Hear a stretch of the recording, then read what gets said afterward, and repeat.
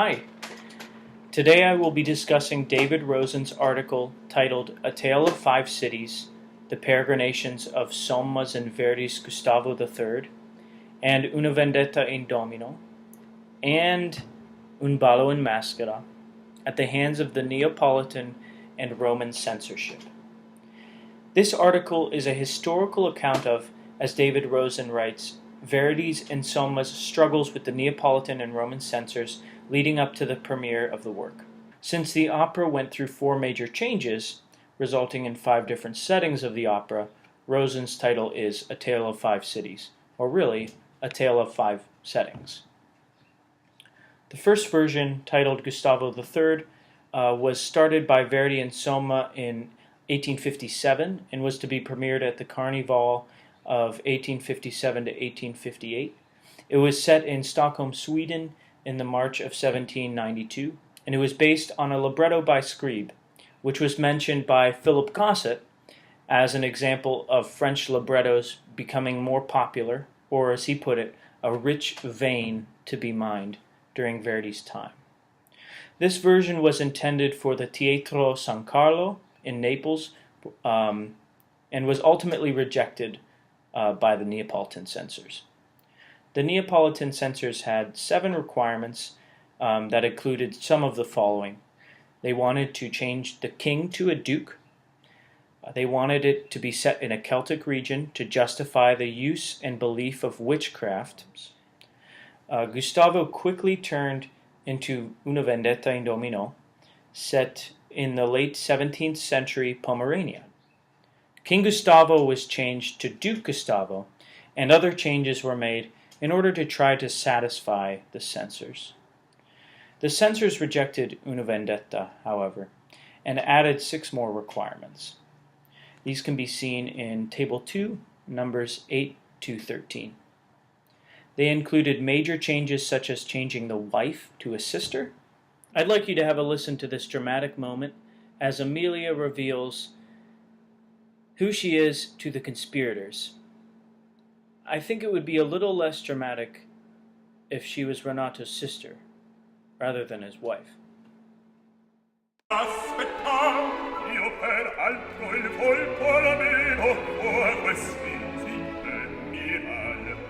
Non un passo, sono già te traggo il fermo, minacciate al ritero. Sulle ciao! Auditori, offrirlo, gratuito queste solta pagherò.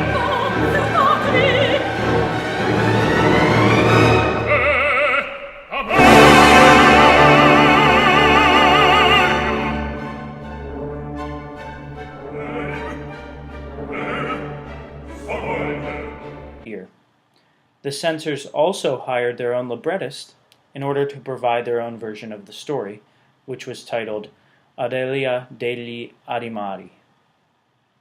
Since Verdi had already written much of the music for Una Vendetta in Domino, a reviser was used in order to change lines and words that the censors had objected to. Since there were new objections to the libretto, the reviser had to make major changes, which Verdi obviously thought were appalling. Since changing Amelia from being Renato's wife to being his sister and other major changes would certainly ruin the plot of the story, it was clear to Verdi that he had to look elsewhere in order to get this show premiered. In a letter to Vincenzo Lucardi, Verdi explained that he wanted to show the Neapolitan censorship that his libretto would even be approved by Roman censorship, who Rosen mentioned earlier were regarded as the strictest censors in Italy. So it seemed that Rome is where the opera would be premiered. The libretto that Verdi showed the Roman censorship was not Una Vendetta in Domino, but actually Gustavo III. The censors created their own libretto called Il Conte di Gothenburg.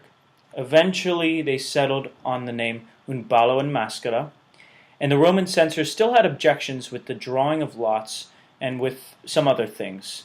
As Verdi began threatening to take his opera elsewhere, the censorship gave in to a lot of these demands, and allowed Verdi to keep almost all of the original plot and character elements.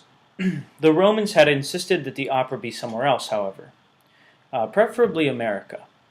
They also made sure that the killing of Ricardo would be referred to as murder, not assassination, as to not insinuate Ricardo's high political or social status. The gallows still posed a problem, as they were seen as too graphic to be on stage. Soma not only complied with these changes, but also took the opportunity of revision to add some of his own elements of local color. He added references to America and the New World, and this was a great example of, as Vasselli wrote, the poet substituting words that were even more poetic and appropriate. Rosen fit most of the censor's objections into 4 categories. These are religious, political, moral, and a desire to avoid excessive violence. Politically, obviously regicide was a problem, so it was important to lower the political status of Ricardo.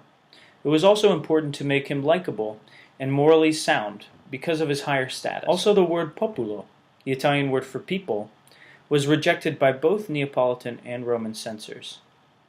Populo must have had a political overtone at the time, because in example 1, one can clearly see that the word popolo is changed in both versions.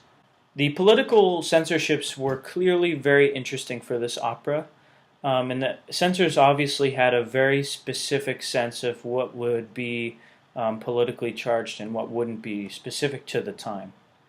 Religious concerns were a little more straightforward and included the use of witchcraft and references to God, like Iddio and Angelico. Adultery was the main moral problem. As a result, it was almost not allowed for Emilia to say, "I love you," back to Ricardo, because it would have been much too scandalous. Verdi was obviously furious about this.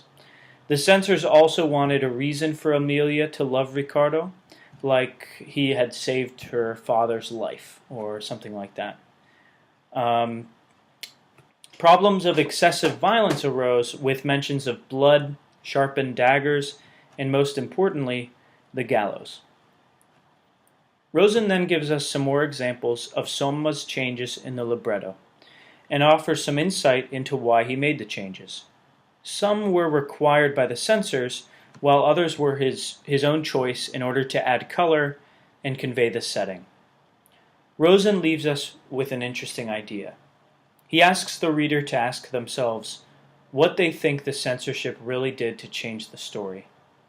Throughout the article, he referenced places in the libretto that may have been originally objected to by the censors, but were ultimately replaced by Somma with more creative text than the original.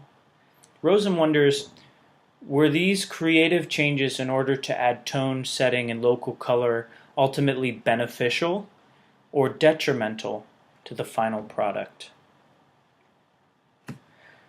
Rosen made it clear that any attempt to set this opera in Sweden, as it was originally intended in Gustavo III, would be a mistake. He argued that since the music for Gustavo III was never actually completed, because it already formed into Vendetta in Domino, Verdi never actually composed an opera in Sweden.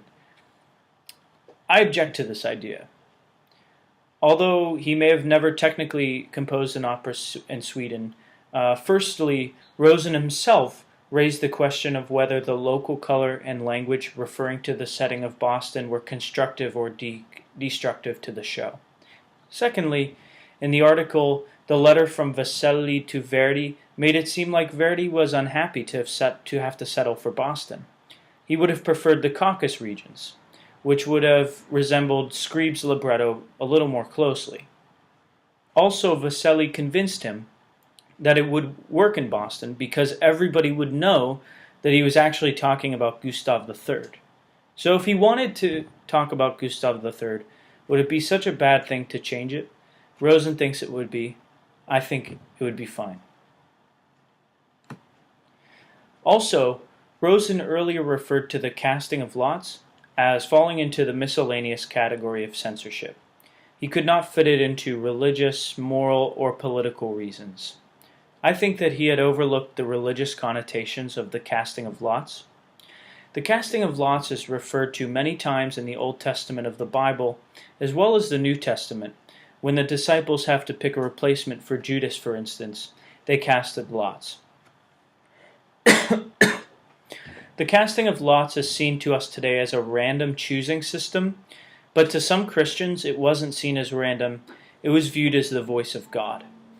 Therefore, having the casting of lots being associated with murder was probably not favorable with the church.